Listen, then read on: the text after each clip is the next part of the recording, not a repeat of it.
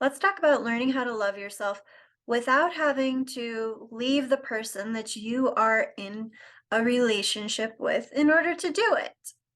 Just because you are dealing with anxiety or depression and it causes you to overthink and maybe it creates problems in your relationship does not mean that you have to leave your partner in order to work on your self-esteem, in order to work on your self-love.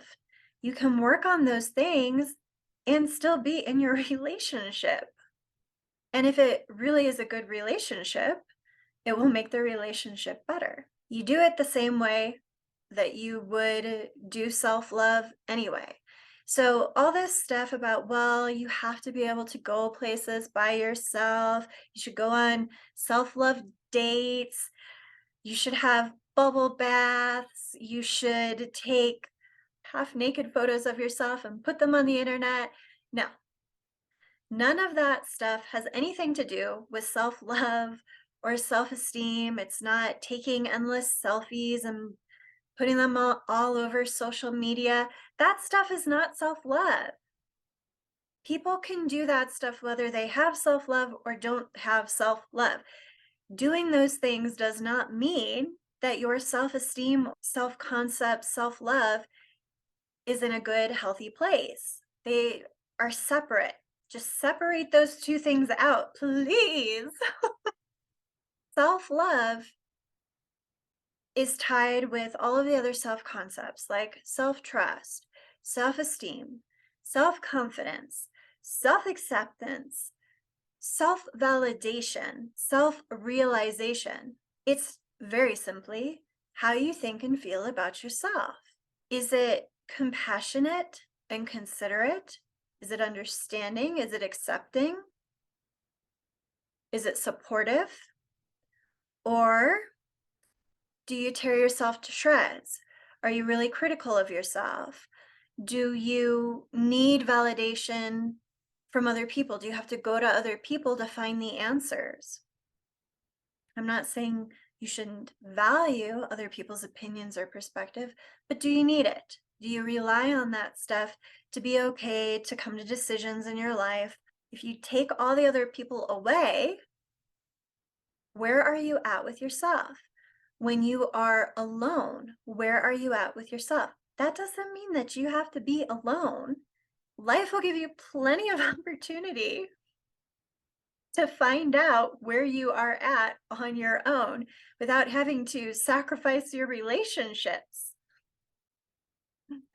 You start a self-love journey the same way that you start it when you're single or alone, as you do when you are surrounded by a group of people or when you're in a relationship. It doesn't change based on who you are in relationship with, how many people are around you, how alone you feel. It stays the same. At its core, what do you value? And how are you building those values in yourself, in the world around you, in your life? How are you building up those values? What do you want to experience in life? Who do you want to be? What do you want to do that you haven't done? What are you curious about? What are you excited about? What are you passionate about? What are your thoughts about yourself? How do you feel about yourself? What happens when life comes along and challenges you? Then how do you feel about yourself? How quickly do you recover? The easiest way when your self-love and self-esteem is really in the easiest way is to look at, where does life let you down? Where does life disappoint you? Other people, yourself, life in general, the world. What's letting you down? What's bringing you down?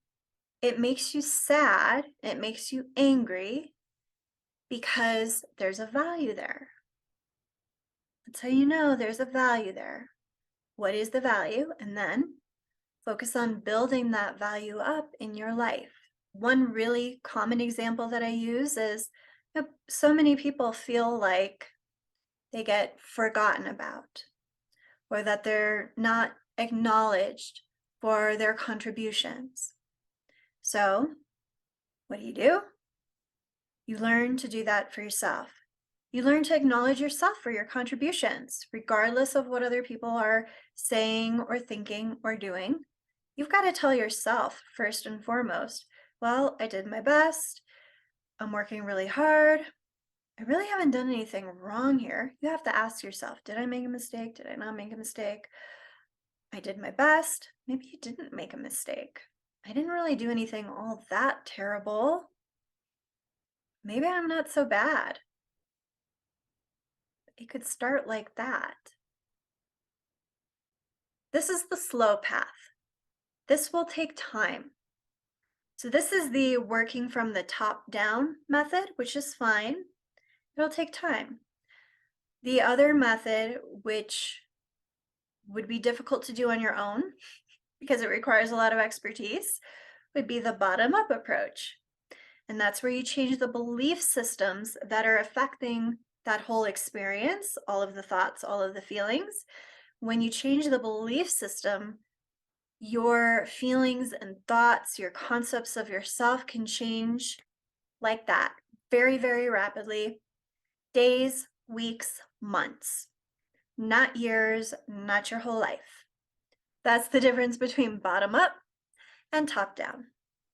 Choice is yours. They both will suffice, both will work. One is just faster than the other. Grow what makes you feel strong. Simply naked photos of yourself or bottom up, top down. Scratch that.